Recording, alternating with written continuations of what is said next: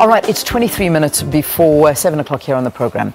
The SABC interim board has confirmed that it has dismissed the public broadcaster's former COO Hlaudi Motsoeneng.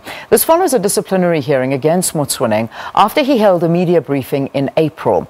Amongst other issues, the interim board also announced that the corporation has embarked on appointing permanent executive positions and that the TNA breakfast briefings will not be broadcast any further on the SABC platform. You know those well. They're broadcast here on Morning Live. Now, to discuss the issues, we are joined in the studio by SABC Interim Board Deputy Chairperson Mathatha Tsedu. Good to have you in studio. Thanks very much for joining us. Oh, that's good. Let's start off with the issue with our former CEO, Hlaudi Motsoeneng, who is saying that he was never notified about this. And in fact, first time he heard about it was in the same way that everybody else did, or whether it be on social media or at the press conference. Is this a fact? What happened?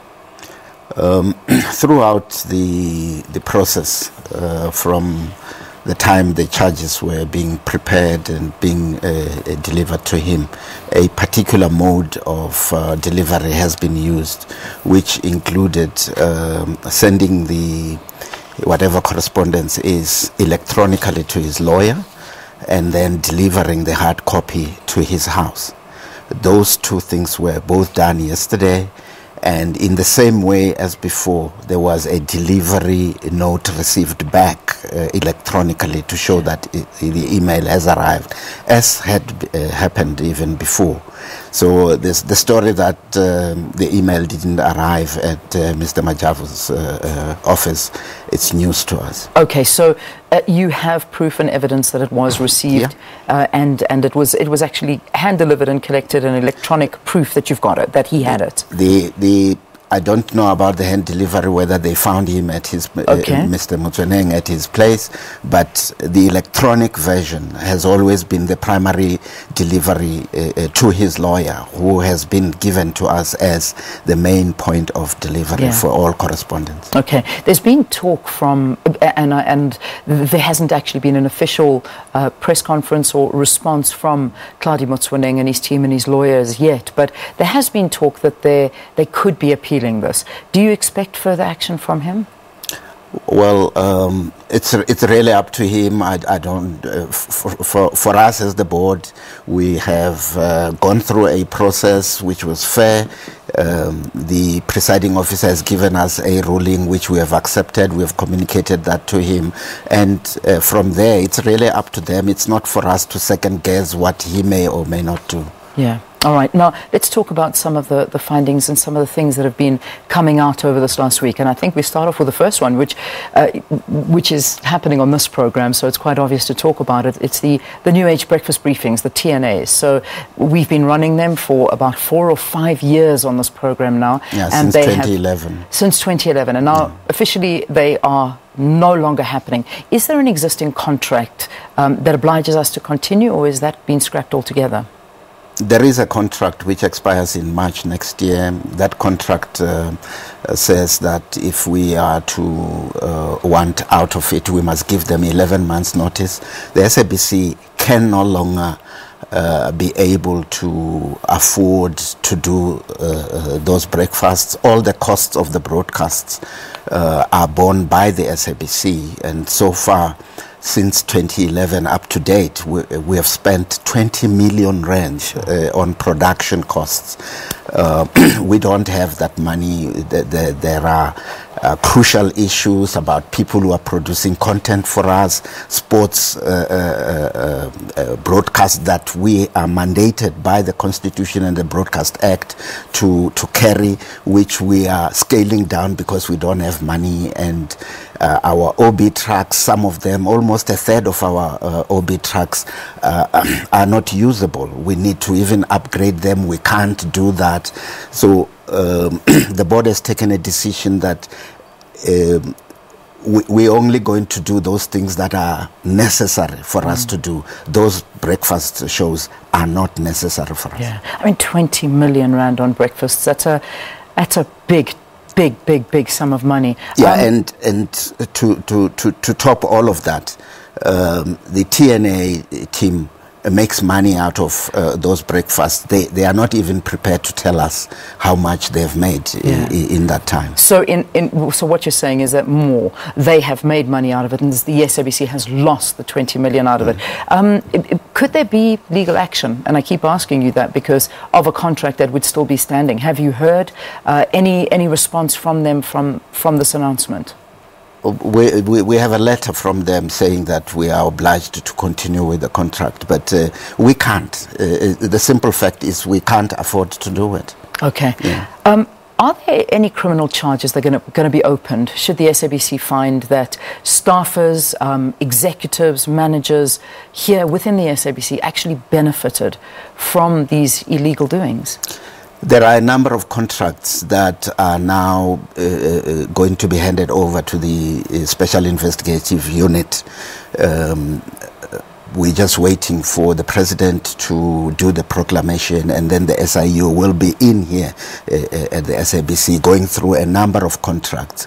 That will be one of them too. Yeah, so there's still a lot of work to be done by this interim board. I mean, you're just almost scraping the surface is what I'm gathering.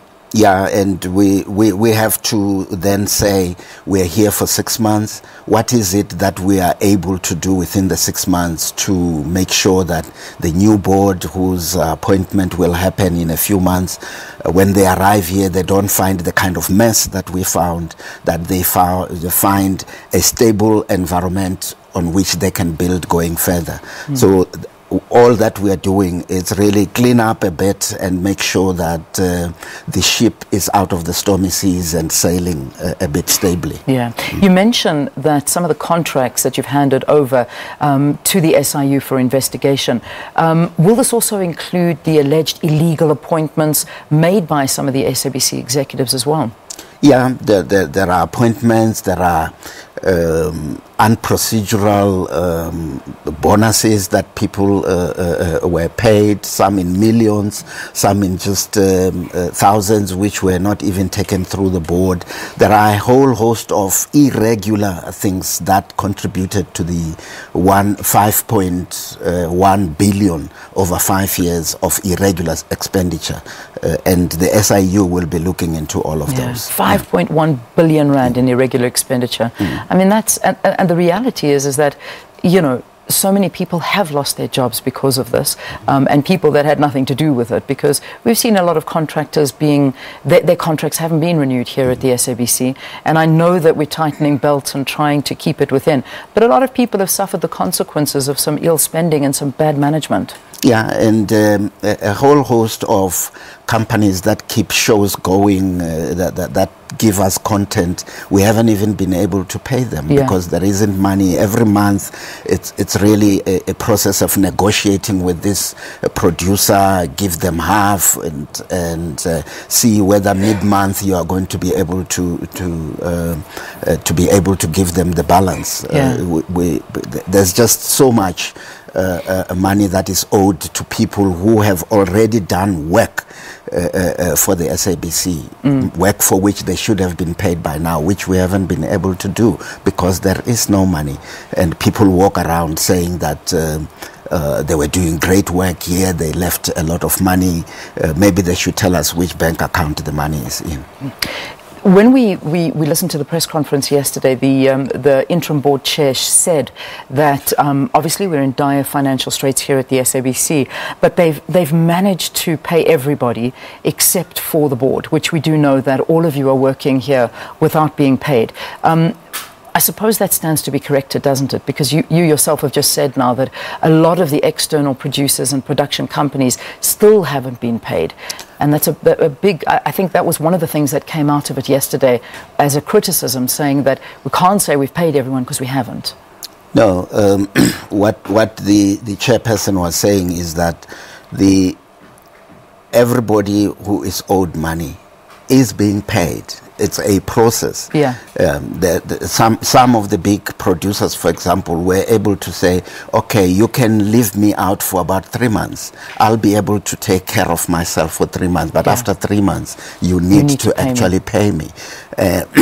Some have said, if you just give me enough for me to be able to pay my people, I'll be okay. So there are different arrangements at different levels.